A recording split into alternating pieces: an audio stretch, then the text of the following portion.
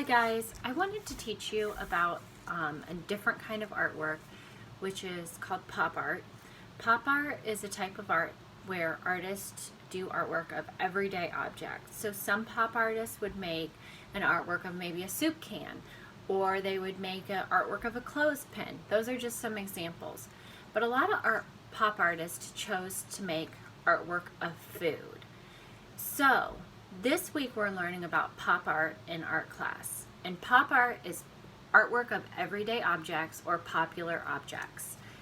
I've chosen to give you two examples for your food artwork, but I always like you to be creative. So if you don't want to follow my examples, if you have an idea of how you can make food artwork at home, then you can do any type of artwork that you want that's related to food.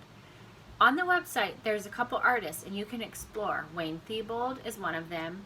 Luigi, an Italian artist, is another one of them, and they make really great food paintings. Some of the other artists that I want you to learn about this week are Claes Oldenburg. He was a food sculptor, and so he didn't do paintings of food. He did actual three-dimensional food that you could touch and feel. It wasn't flat. They're giant. So this sculpture is called Floorburger, and it's huge, and it's in an art museum, and it sits on the floor.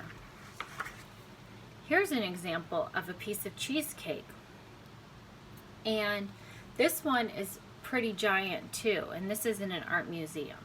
So these are pictures in my art book of giant sculptures. So these would not be flat like a painting. A sculpture is something that sticks up out of the ground, kind of like the macaroons that I taught you to make.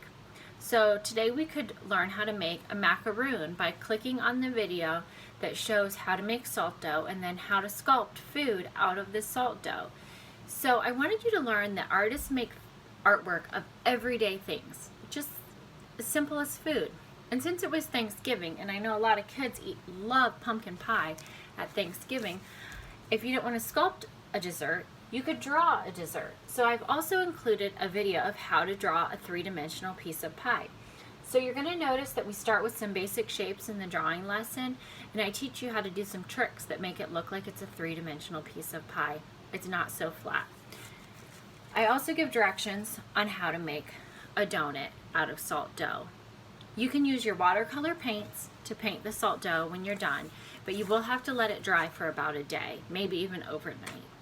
So I hope you enjoy making food art this week, like the pop artists that you're learning about. And if you have any questions, you can feel free to email me. If you want to save your artwork for art shows like the fair, you can always turn in your art when we go back to school. Okay, well, have fun making art this week and learning about pop artists. Bye.